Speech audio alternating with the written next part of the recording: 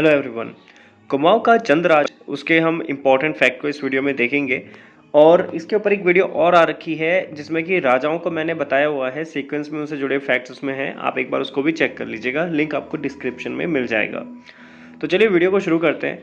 देखिए, जो बद्रीदत्त पांडे हैं उनके अनुसार जो है ना, कुमाऊं का जो चंद राजवंश है इसकी स्थापना हुई थी 700 ईस्वी में।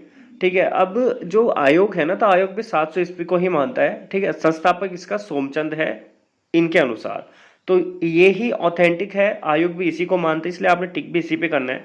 अब देखो मैं ऐसा क्यों कह रहा हूँ, क्योंकि एडकिंसन है जो, उनके अनुसार इसकी स्थापना 953 में हुई थी। अजय रावत है, उनके अनुसार 1025 में हुई थी। ठीक है ना। एक डब्ल्यू फ्रेजर हैं जिन्होंने जो भी क्या कहते हैं, इन्होंने एक किताब लिखी थी, रिपोर्ट ऑन कुमाऊं और गढ़वाल। ठीक है ना। तो उनके अनुसार क्या था कि थोर चंद, और ये लोग भी थोर चंद को ही मानते हैं, किसकी स्थापना थोर चंद ने की थी, तो वो गलत है। ठीक है ना, सोमचंद को ही आपने टिक करना आंसर को। चंद राजवंश के लोग थे एक्चुअली, ये ना झूसी के रहने वाले थे, झूसी प्रयाग के। ठीक है, और ये शिव के भक्त होते थे, शिव के उपासक होते थे। इनकी जो राजधानी थी शुरुआत में चंपावत बनी थी। ठीक है ना। राजबुंगा का किला है एक्चुअली, राजबुंगा का किला चंपावत में सोमचंद ने बनवाया था। ठीक है ना। और सोमचंद ने क्या किया था कि इसने पंचायत व्यवस्था, बूढ़े सयाने की नियुक्ति, ये सब इसने करवाया था। ठीक है। जो सोमचंद है इसके समकालीन जो डोडी की नरेश थे, यानी कि नेपाल के राजा थे, उनका नाम था जयदेवमल। ठीक। और सोमचंद को एक मांडलिक राजा भी बोला जाता है। इसको अपने याद रखना है। सारे के सारे फैक्ट जो है संस्थापक से जुड़े हुए हैं, सोमचंद से जुड़े हुए हैं। ठीक है। एक्चुअली देखो, मांडलिक राजा क्या होता है ना, वो राजा जो कि किसी के अधीन रह के मतलब शासन करता है। अब अधीन तो मतलब एक तरह की राजा तो था ही, पर ये ना एक्चुअली जो तुम्हारा नेपाल का शासक होता है, नेपाल के जो शासक होते हैं उनको मतलब कुछ ना कुछ कर दिया करते हैं, टैक्स दिया करते हैं, मतलब उन्हीं के गुलामी है एक तरह से समझ लो। फिर जो भारतीय चंद होता है ना, वो उनसे 12 वर्षीय युद्ध करता है, तब वो जो है एक स्वतंत्र राजा होता है। इसलिए असली जो चंद राजा होता है, मतलब जो स्वतंत्र राजा होता है चंद, वो भारतीय चंद होता है। ठीक है, आगे आएगा फैक्ट, अभी बताऊंगा मैं आपको। आगे देखिए, चौथानी ब्राह्मणों की नियुक्ति किसने की थी, तो सोमचंद ने की थी। ये भी एक इंपॉर्टेंट फैक्ट यहाँ पे हो जाता है। चार आल का गठन किसने किया था, सोमचंद ने किया था। अब ये चार आल क्या होते हैं, चार किलेदार होते हैं। बोरा, कारकी, तड़ागी, चौधरी, इनको मतलब चार आल कहा जाता है। ठीक है ना। ये इंपॉर्टेंट क्वेश्चन है, अभी जो है तुम्हारे पीसीएस प्री में भी ये पूछा गया था परसों के पेपर में। ठीक है। दून कोट के रावत राजा को इन्होंने पराजित किया था। किसने किया था, सोमचंद ने किया था, याद रखिएगा। कुमाऊं में रेशम का कारखाना इंद्रचंद ने लगाया था। ठीक है, जो इंद्रचंद था ना, ये कुमाऊं जो चंद राजवंश है इसका चौथा किंग था। ठीक है। अब जो ये कुमाऊं में रेशम का कारखाना लगवाया था इंद्रचंद ने, तो एक्चुअली ये रेशम बुनकरों को पटुआ कहा करते थे। ठीक है ना। और इनकी एक प्रथा थी जिसको पटरंग वाली प्रथा कहा जाता है। ठीक है। तो एक्चुअली इसमें क्या होता था कि एक झूठी खबर फैलाई जाती थी पटरंग वाली में, जिससे कि कहा जाता है कि रेशम अच्छी किस्म का पैदा होता है। ठीक है, उसको पटरंग वाली कहा जाता था। ठीक। इसके अलावा जो इंद्रचंद थे, इसने चाइना के साथ व्यापार किया था, ट्रेड किया था, किसका, रेशम का किया था। ठीक है ना। तो ये भी इंपॉर्टेंट हो जाता है कि किस चंद राजा के जो है चाइना के साथ व्यापार के संबंध देखने को मिलते हैं। ठीक। इसके अलावा क्या होता है कि जो ये चंद राजवंश होता है, इसमें खसों का आक्रमण होता है। तो खसों से जो पराजित हुआ था उसका नाम था वीणाचंद। कब हुआ था, 856 में। और फिर खसों का शासक हो जाता है यहाँ चंदों पे लगभग 200 साल तक। ठीक है। जो पहला खस शासक होता है, जो राजा था, जो मतलब जिसने आक्रमण किया था और जो वहां पे शासन स्थापित करता है, उसका नाम होता है बीचड़। ठीक है। और अंतिम खस राजा होता है सुपाल। ठीक। जो खसों को पराजित करता है उसका नाम होता है फिर वीरचंद 1065 में। और पुनः चंद वंश की स्थापना कौन करता है, वीरचंद ही करता है, इसलिए आपको याद रखना है। तो कभी कभी हो सकता है कि पूछा जाए कि चंद वंश का संस्थापक कौन है, तो आपका आंसर तो हो जाएगा सोमचंद। लेकिन अगर ये पूछा कि चंद वंश का पुनः संस्थापक कौन हुआ था, ठीक है, या पुनः चंद वंश की स्थापना किसने की थी, तब वीरचंद आपका आंसर हो जाएगा। ठीक।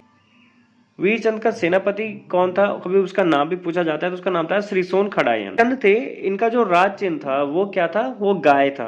अशोक चंद जो नेपाल के राजा होते हैं, इनका आक्रमण होता है 1191 में। किसके शासन काल में होता है, नानकी चंद के शासन काल में।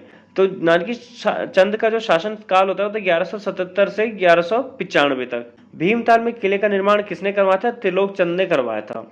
और अभिलेख उत्कीर्ण करवाए थे किसने, अभय चंद ने 1360 में। ठीक। दिल्ली जाने वाला जो पहला राजा था उसका नाम क्या था, गरुड़ ज्ञानचंद। ये दिल्ली का शासक था, मतलब गरुड़ ज्ञानचंद किसके दरबार में गया था, फिरोज शाह तुगलक या फिरोज तुगलक दरबार में ये गया था। नीलू कठायत किसका सेनापति था? तो ये था आपका गरुड़ ज्ञानचंद का सेनापति। ठीक है, नीलू कठायत को किसकी उपाधि दी गई थी? कुम्यत खिल्लत की उपाधि दी गई थी। किसने दी? गरुड़ ज्ञानचंद ने ही दी थी। ठीक है, बालेश्वर मंदिर का जीर्णोद्धार किसने करवाया था? तो उद्यान चंद ने करवाया था। ठीक है, 1420 से 1421 के समय में। एक्चुअली ये क्या होता है कि किस इतने कम समय के लिए ये राजा रहता है, जल्दी इसकी मृत्यु हो जाती है। फिर इस बालेश्वर मंदिर का जो निर्माण था उसको पूरा करता है विक्रम चंद, जो कि उद्यान चंद का पोता होता है। ठीक है, समस्त जातियों की एक सेना किसने बनाई थी? भारती चंद ने। ठीक है, 1437 से 1450 इनका शासनकाल होता है। डोडी से 12 वर्षीय युद्ध किसने किया था? भारती चंद ने किया था। ठीक है, और भारती चंद एक स्वतंत्र चंद राजा था। देखो इसके पीछे का रीजन ये है कि नेपाल के राजा थे ना, इनको कुछ ना कुछ मतलब उसका कर दिया करते थे, ये जो भी इनके मतलब का इनका इनके अंडर ये रहते थे।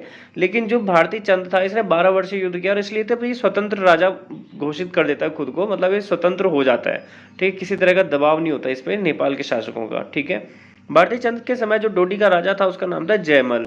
न्यायिक जाति की उत्पत्ति का कारण कौन था? चंद सैनिक था। ठीक है, और कौन रहा होगा अगर स्पेशल क्रेडिट दिया जाए किसी को तो भारती चंद को ही दिया जाता है, क्योंकि उसने सभी जातियों की एक सेना बनवा दी थी। ठीक है, प्रसिद्ध वीरांगना भागा धोनियाल के साथ द्वंद्व युद्ध किसका होता? भारती चंद का हुआ था। ठीक है, इसको भागा धोनियाल को कुमाऊं की वीरांगना कहा जाता है। ठीक है, और गढ़वाल की किसको कहा जाता है? तो तीलू रौतेली को। ठीक, चंदों का पहला भूमि बंदोबस्त किसने करवाया था? रत्नचंद ने करवाया था। ठीक है, रत्नचंद का बेटा था भारती चंद, ये भी इंपॉर्टेंट है, याद रखिएगा, हो सकता है पूछ दिया जाए कि भारती चंद के पिता का नाम क्या था। ठीक, प्रथम चंद शासक जिसने गढ़वाल पर आक्रमण किया था उसका नाम था कीर्ति चंद। ठीक है, और जब गढ़वाल का पहला राजा जिसने कुमाऊं पर आक्रमण किया था उसका नाम था अजयपाल। ठीक है, ये भी इंपॉर्टेंट है, एक्चुअली यहाँ पे ये इंपॉर्टेंट फैक्ट है इसलिए यहाँ पे डाला गया है। सूर्यवंश का विद्रोही था खवास का, और इसको शरण किसने दी थी? मानिक चंद ने दी थी। ठीक है, जिसको मणिक चंद भी बोला जाता है। ठीक है, इसके बारे में जिक्र कहाँ मिलता है? तो एक अब्दुल्ला की बुक है, अब्दुल्ला जो राइटर इनकी बुक है तारीख दाऊदी। ठीक है, उसमें यहाँ इसके बारे में जिक्र मिलता है।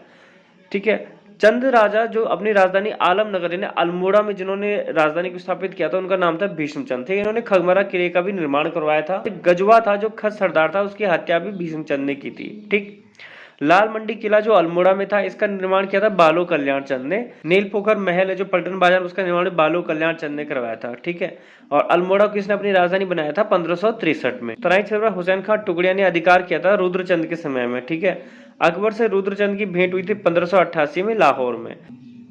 रुद्रचंद ने अकबर की आधीनता को स्वीकार कर लिया था 1587 में। ठीक है, ये इंपॉर्टेंट है।